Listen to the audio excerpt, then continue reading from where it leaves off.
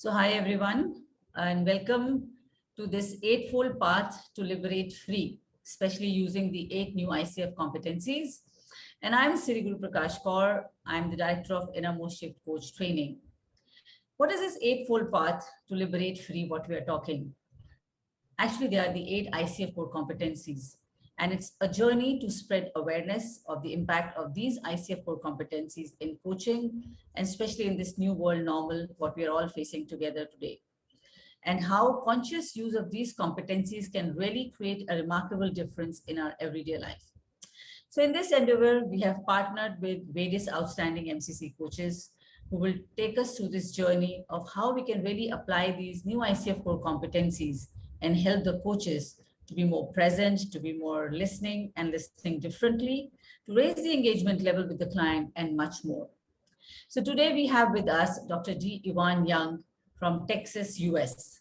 Dr. Ivan is an ICF Master Certified Coach, a member of Forbes Coach Council, a national board certified health and wellness coach. He's a council leader for race, equity, and inclusion at the Institute of Coaching at McLean, an institute that is working towards elevating coaching research, practice, and impact to improve the work, lives, and health of those affected by racism, a lack of equity, and inclusion in leadership, healthcare, education, and beyond.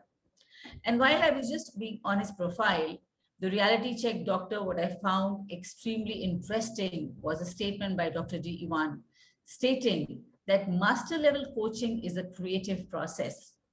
And our primary goal is to help our clients develop new neuronal connections and networks while imagining new possibilities as they develop the new behaviors and mindsets. And we accomplish this with a conceit style tailored coaching programs that target specific, measurable, and replaceable outcomes by giving our clients the tools needed to master multiple brain states and mindfulness. Wow. A TEDx speaker with over 2.5 million views for over a decade, Dr. D. Ivan Young has been dedicated to helping create a positive, lasting change in their lives. He's also a master neurolinguistic programmer, a certified diversity coach, a credentialed master MBTI practitioner, and has a PhD in holistic life coaching. And Dr. Divan, if it's possible, I would love to really read your research paper. So Dr. D. Ivan Young is considered as one of the top most respected and reputable life coaches, globally known, and one of the best life coaches in the United States. And as a result, he's highly sought after lecturer, trainer, and public speaker, and a recognized relationship coach. So welcome, Dr. Ivan. Hey, how are you? Thank you guys for having me. Wonderful. So would you like to speak something? Yeah, I just want to say first that I'm honored to be here, and I know that our time is short. So if I may, I'll just dive into this. Do I have your permission to do that? Sure, sure. Please, let's hear from you. Okay, so one of the things that I think is critical for coaching, especially if you're doing coaching on a global stage or you're doing coaching in an environment where you're doing it screen to screen, which means that often your clients will not share your background. They may not share your income. They may not share your ethnicity or your religious belief systems, maybe not even your race. So by establishing this competency and being able to tune in and find alignment with your client, because that's what that coaching agreement is about. It's about alignment, it's about connecting and helping your client to understand a couple of things. Number one, that you're very much aware of why they are there with you. And what I mean by that is not why they're there with you physically or screen to screen, but the purpose for them engaging you as a coach. Most people, when they decide to come to a coach, especially if you're an MCC level coach, it's because they've tried everything else and it probably did not produce results. They've already been to a therapist. They probably hired a consultant. They talked to a mentor. So now they're there with you with the hope of gaining some insight or some level of awareness, be it about their circumstances, about themselves, or about new ways to show up so that the way they engage the issue that's presenting itself is something that won't be overwhelming anymore, something that won't cause depression, won't be the source of stress and anxiety. And you, as a coach, by establishing this coaching agreement, by being present, by listening more than you talk, by making eye contact, by reflecting back to the client in appropriate ways, be it either in body language or verbally. This is your way of helping this client to become disinhibited or to lower, put it chemically, the cortisol levels, the stress reactions that are associated with the reason why they're in your office or they're screen to screen with you talking about the issue at hand. Now, when you do this, what it's going to allow for is, hopefully, if you do it right, it's going to allow for your client to relax. It will allow for your client to feel less guilt, frustration, shame, even anger sometimes about the issue presenting.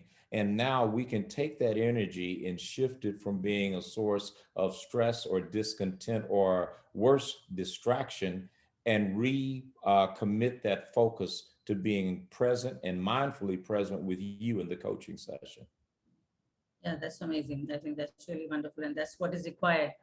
And very rightly said, but they have gone to so many people and ultimately nothing happens. So they come to you looking like as an MCC coach. Very beautifully said. So Dr. Ivan, if you would like to share one or two cases about your coaching that you've done and how that has evolved, and we can hear that from you. Okay. I have a couple of cases that come to mind. So I'll just throw one off the top of my head. I remember having my first client where I didn't exactly agree with their views and beliefs on the very thing they came to me to be coached about. Now, that sounds really awkward, and it is awkward.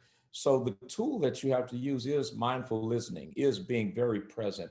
The moment that you judge your client, you cannot help them. I'm going to say that again. The moment that you judge your client, you cannot help them. So in one instance, I had a client come to me talking about a lifestyle issue, which I'm not going to go into because I have a lot of clients and somebody may hear this, but they had a lifestyle issue. And it's a lifestyle issue that is diametrically opposed to my lifestyle or to the things that I find normal in lifestyle preference.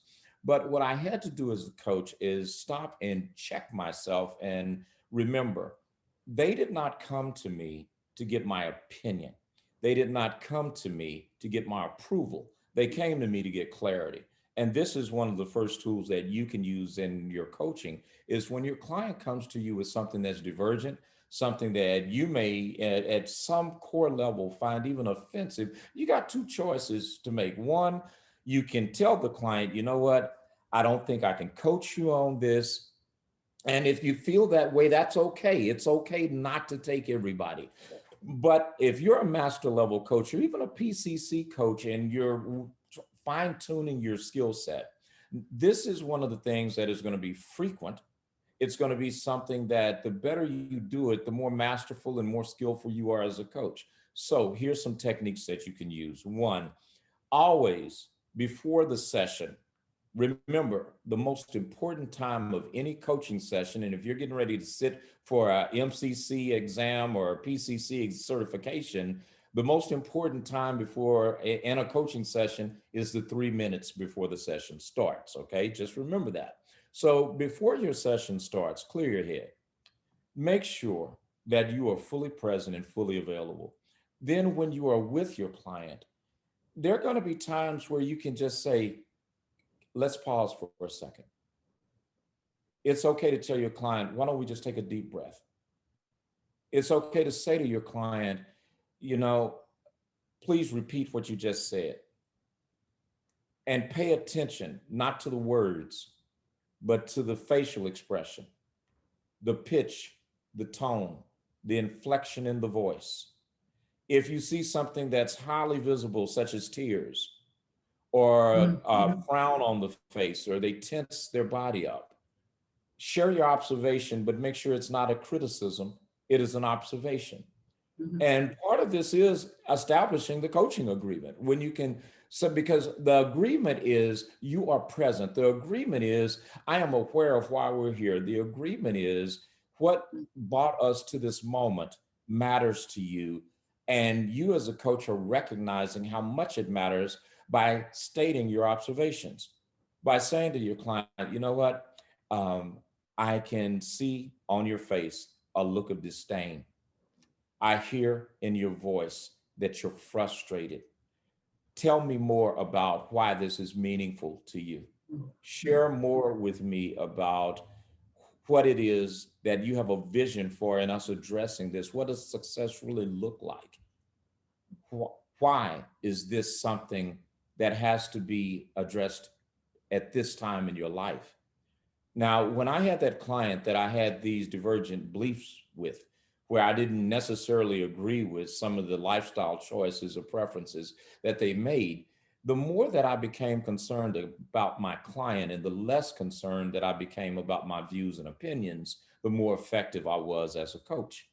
And what I would say to you is that you are going to have clients that present situations, circumstances, and ideologies to you that you just really may not agree with. You may not even like them. As a matter of fact, you could be close to being offended by them, but that is not your job.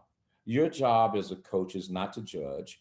Your job as a coach is to create a safe space so that your client feels that you are now a stakeholder just as much as they are in their issues. Now, here's my second case. The second case is the exact opposite of when you feel a disconnect, when you over resonate with your client. Now, another word for resonate is harmony. Typically, when we think of harmony, you could think of an instrument, a piano would be a good example. The difference between the keys is the amount of resonance, the amount of harmony between a key. And what you're wanting to do is close that gap with your clients, but sometimes that gap is already closed. Here's a good example of this. Let's say that you are a divorced person and you're coaching someone who is going through a divorce, and they're saying things that trigger you where you are tempted, or even in your head, they may not be aware that you are so much in alignment with them that now you are going from coach to cheerleader. You're going from coach to fan, like you would be a fan of someone in a sport where you want to go, oh yeah, and cheer them on. That is not your job. There is a difference between acknowledging that your client has value by acknowledging that your client is an expert versus you being their cheerleader. There's also a difference between you empathizing with your client versus you sympathizing with your client. When you sympathize with a client, whether you know it or not, you're judging them. And that judgment may be a favorable judgment, yet and still it is a judgment. As a coach, your job is to be empathetic, not sympathetic, meaning for you to observe and do what is appropriate in your observation with your client.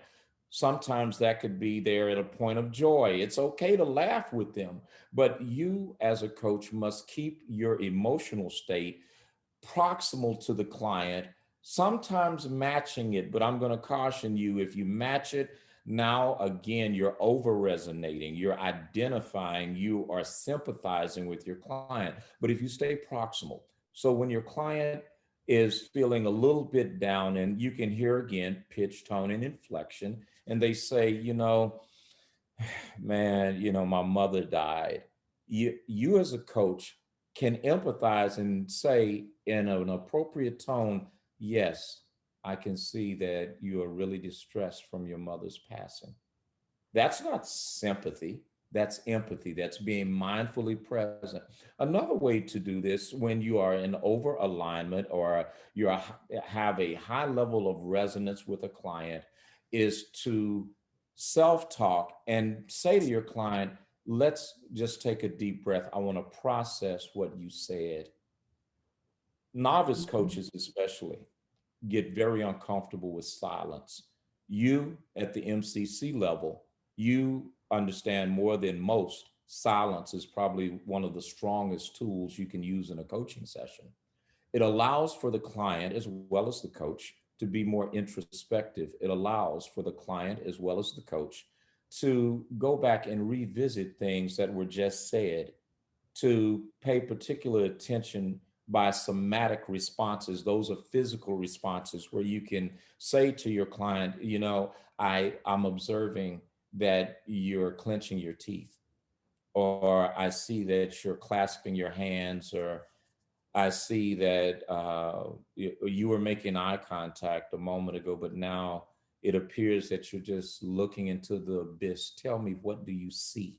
And see, this again takes you out of being overstepped in the client's issue, or another term is going down the rabbit hole. If you can picture a fox or a rabbit that has a hole that they go down to hide from a falcon or prey coming, or sometimes they go down that hole. Well, why do they go? They go down the hole because it's familiar. They go down the hole because it's available. And if you resonate highly with your client, the temptation to go down the rabbit hole with them is great, but that's not what we do. As coaches, we shine the light down the rabbit hole and say, so what do you see while you're there? How are you feeling? How is that affecting you? Why does that bother you? Okay, well, what is this here to teach you? Now, again, I'm going to give you a couple of pointers here. Whenever you are creating a coaching agreement with a client, make sure that your voice does not go up at the end of your sentence. And here's a good example of this. If I say to a client, well, why'd you do that? It sounds like criticism. It sounds like I'm judging you. But if I say the same thing to a client and my voice goes down at the end and I say, why'd you do that? You hear the difference? And that's one of the tools that you can use to help solidify a coaching agreement. Now, the next thing that I want to point out is at the PCC level, and this is something ICF is working out right now, but it's an opportunity for you as coaches to perfect your gift. What you can do at a PCC level, even to secure your PCC, if you use those same techniques at the MCC level, you will not pass. In other words, you will fail, because that's the difference between PCC and MCC. MCC level coaching is formulaic. It focuses on focus, meaning, outcome. And when they start talking about this coaching agreement, there is a lot of what I'm going to refer to as cookie cutter approaches to, reflecting what the client said, asking the client, what does success look like? What is meaningful about this to you? I am not saying do not do those things. What I am saying is don't get so caught up into doing those things that you're not caught up into what's meaningful to the client about the very subjects at your discussion. In other words, do not become mechanistic as you create your coaching agreement, because you're there to coach the client, not to coach the problem. Absolutely, absolutely. I think that's very well said. Very well said, Dr. Ivan. Just wanted to ask you that, sometimes when you have such clients, when you're dealing with them, it could be any level for that matter. How do you maintain, the time and focus of the session? Because when the client is in the flow, they can just talk about the whole story of it. So how do you really partner with the client to manage that time and focus of the session? That's a very good question. Thank you for that, Siri. One of the things that you can do is first, there are assessments that I use with my clients. One of them is the Myers-Briggs, the MBTI form, and you could use any of them. But if your client is an extrovert, let's just say, and extroverts are people that talk more than they listen, and they tend to be very demonstrative, very passionate. You can pause your client and say, especially if they're running on, you've just shared a great deal of information. Of what you've shared, what do you want to focus on today? That is one way to just not be dismissive of your client, but to help them fine tune and narrow the focus on something that's more concrete. Another way that you can approach that is to say, wow, you said a lot of stuff just then. We only have 30, 40 minutes left. So if you have to, pick through that, could you pick one thing, no more than two, that we possibly can explore? That's another way to do it. If you find that this is something that's going on throughout the session, I do not find it wrong. And I think most coach trainers or master coaches might use a similar technique where I will put a clock in the room and say, okay, it is, and look at that clock and say it's whatever, it's noon. We have 30 minutes. And then you can glance up, and don't keep glancing up at the clock now, but you can glance up and say, oh, wow, 10 minutes has gone by. So we've got 20 minutes left. Here's what you just said, and do a recap, do some reflections and say, now, are we still on track for what it is you wanted to address today? And then again, using that same technique, you can also frame elements of the coaching session by saying, let's spend 5 minutes on this. Let's spend 3 minutes on that. Or if you were to summarize how you feel right now in 1 minute, give me a 1 minute summary about your feelings. And that way you are helping your client to be mindful of the time without being dismissive of the importance of the time spent. I think that's a very wonderful thing of saying that in 1 minute, or in just how can you sum up what you're feeling right now. So it can actually consolidate the whole session on if you're leading there. Very, very well said. Okay, just one more thing which I wanted to ask you was about, when you are taking up the client, so how do you really determine that this client is coachable or coach compatibility is there or not? So how would you go about doing that? You really have great questions, Siri. Okay, this is, first I want to point something out to you. Anytime you're coaching anyone, it's okay for you to reach a point in that relationship, and you will reach it, where your skills may not be where they need to be to handle the client, or the client may be looking for a dysfunctional codependent relationship with you as the coach. Mhm. Either way, it is okay to say to a client that I may not be the best fit for you. And the way that you determine that is just some simple benchmarks. If there is something about the client where you feel some judgment, I've said at the beginning of this training module that we're doing right now, the minute that you judge someone, you cannot help them.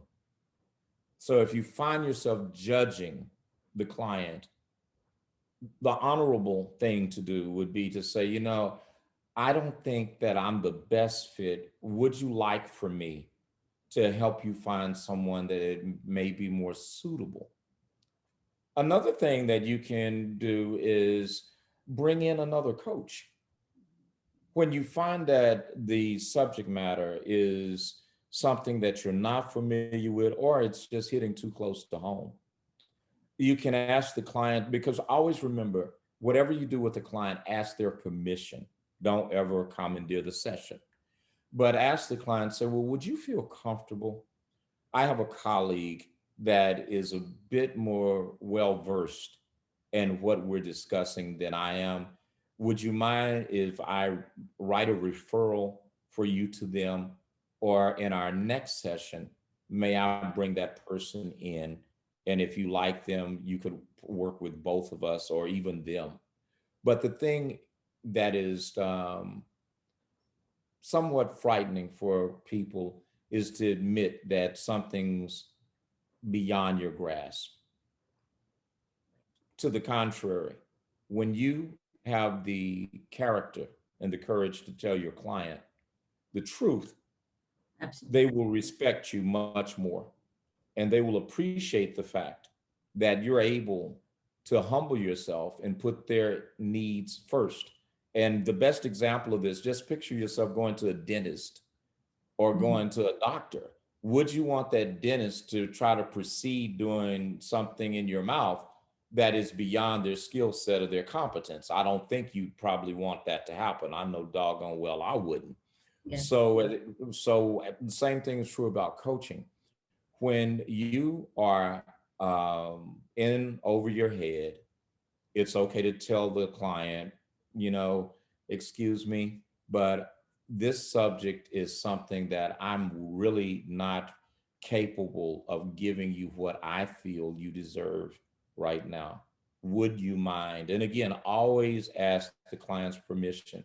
The other thing, especially with women, if your client is making you feel uncomfortable, there is nothing wrong with you stopping and saying, excuse me, it, for us to work together, I need to set some boundaries.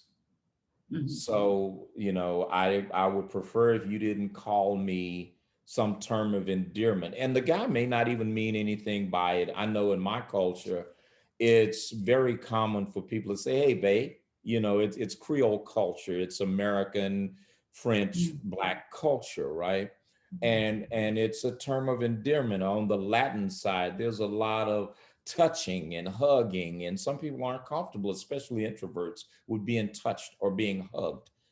So if you or your client comes into circumstance before, during, or even after a session where someone does something that you find discomforting, threatening, especially if it's threatening, it Mhm. is more than appropriate for you to first protect yourself, Mhm. set your boundaries. And if you or your client can't respect those boundaries, then it's probably a good idea for you to refer the client to someone else and terminate that relationship. Very well said. As a part of setting up the establishing the agreement. So let's just for a second, we can just have a look at the competencies, how it is. The third competency, which says establishes and maintains agreement, Hmm. right? So some of Yeah. this, when we talk about, I think it's a very well said what you said. It's a part of an agreement when and establishing and maintaining an agreement that if somebody is not comfortable, we can obviously honestly tell them, okay, this is not my area probably, and we can, if we can have somebody work out or maybe some therapist work out, that's very nice and wonderful. And also, sometimes it happens. I've also had this situation when I'm coaching somebody, and in the mid of a session, suddenly the client says, "Oh, Siri, this was not important. Now this is important to me."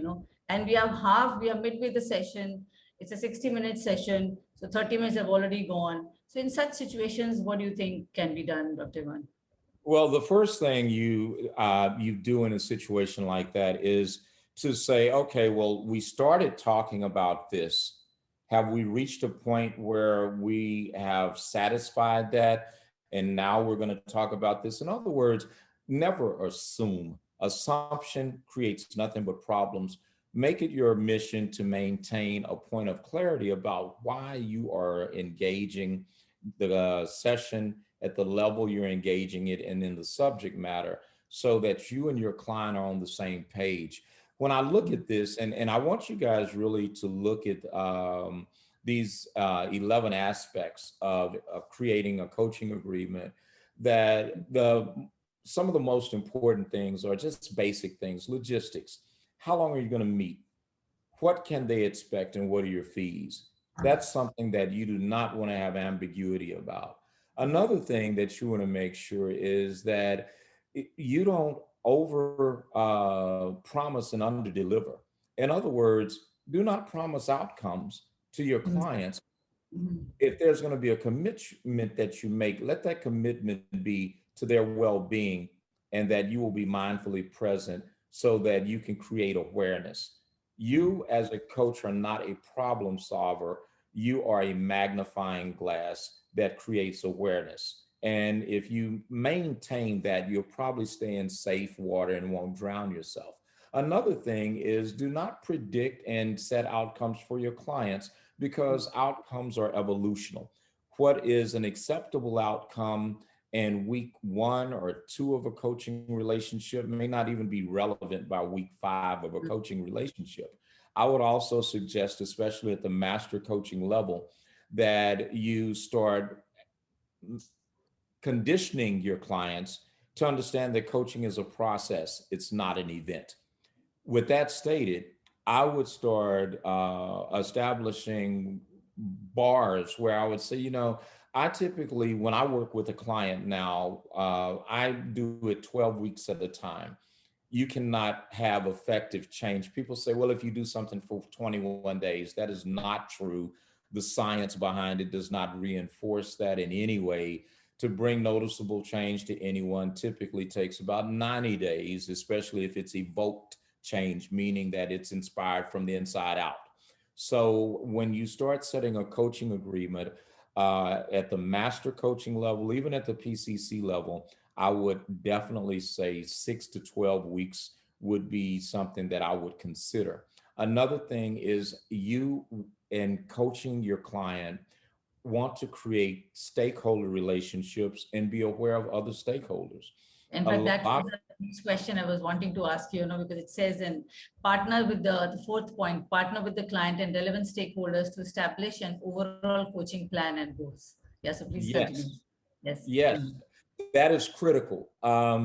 In many instances, if you're coaching in the business, on the business side, well, the people that are part of the corporate team, they are Mm, stakeholders. If you're coaching on the personal side, wives, children, parents, caregivers, significant others are stakeholders. So as you do this, and this is also an income opportunity for you as a coach, that mm, when you demonstrate mindful awareness about how your coaching trickles down to other parties that are invested in your client or that your mm. client is invested in, it may, barring any conflicts of interest, provide an opportunity for you to coach the group rather than just the individual. That's, I think, amazing. So, what's the longest duration of agreement you've had with a client, and how did you maintain that? So, if you can throw some light about it to the coaches, who are becoming and who are already coaches. That varies according to expertise. Mhm. So when I was first getting started, when I just got my PCC, or I was about to get my PCC, my coaching sessions typically would go for about 4 to 6 weeks. They would be somewhere in the duration of about an hour to 45 minutes. But as I acquired my MCC and leveled up other credentials, because some of you may be a coach that's an MD, you may be a coach that's a licensed professional counselor, or you may be a coach that's a licensed clinical social worker or something like that. So there are times when you have to look at, how am I using coaching? Am I using coaching as a skill, or am I using coaching as a tool? Am I functioning as a coach? And all of those things can pretty much define the landscape. But a safe thing is this, is the more credentials you are, my suggestion would be to look at your coaching program and fragment it into, like I have, like I said, 90-day programs, but I have 10 levels. So someone could literally come see me for 2.5 years, or going on 3 years, because my first level is self-actualization. My second level is self-aware, so, a goal setting or whatever. But the point I'm making is that is indigenous to the coach. Do not, what I will caution you against is do not coach beyond your capacity. The reason why we want you to get CEUs and Mhm. that we require that you continue your education is Mhm. that if you are using evidence and research-based coaching methodologies, there's a great deal of opportunity for increasing your capacity and onboarding new skill sets as a coach. So if you're going to thrive in your practice, elevating and constantly reassessing and evaluating what you have to offer your clients is the key to being successful and to thriving. That's nice. That's really amazing. So just coming back to the stakeholder part of it, when the stakeholders are involved and the goals and plans are set, keeping them in mind. So how do you maintain that confidentiality with the person whom you're coaching? In the United States, we have a law called HIPAA, which means you can't share anything about anybody's medical history, psychological information with anyone is without their written consent if they're over 18 years old. And that Mhm. includes even if that person paid for it, right? So Mhm. here's a good example. The ICF recognizes those same standards globally. So Absolutely. let's say you have a parent that pays for coaching for a child that's an adult.